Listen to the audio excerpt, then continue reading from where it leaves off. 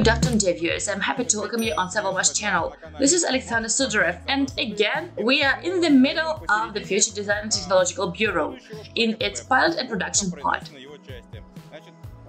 Behind me, you can see the fragment prepared to pour concrete on it. What has already been done? Hydro-isolation. The protection layer was poured. We showed it to you in the last video.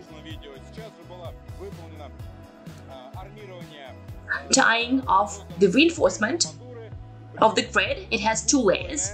It looks quite solid, and judging from what it looks like, you can see what the thickness of the concrete plate will be. Concrete will be poured there, and on top of it, tiles will be laid. Not in all of the building, but in some parts of it, there where it is necessary. You can also observe hydro-insulation that continues in other parts of the building. Hydro-isolation of the pilot and production part of the building is almost nearing an end. I think that today or tomorrow, well, not today, but rather tomorrow and the day after tomorrow, it will be fully done and completed. Let's move a little bit. Let's place ourselves there, not to disturb anyone. Again, we observe hydro-isolation that several crews are performing, which is really good news.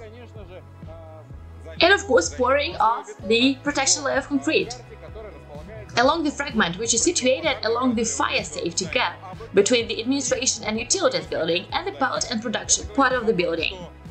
It means that very soon we will be able to reinforce there to erect the same structure that the one that we saw before, and start pouring the floor with concrete, the floor itself with the brand that will satisfy us completely, and then work concerning the polishing and so on and so forth. So I think that next week already we will show you new videos with a more complete look of the ground floor of the pilot and production part of the building to make you happy, and I congratulate us all on that.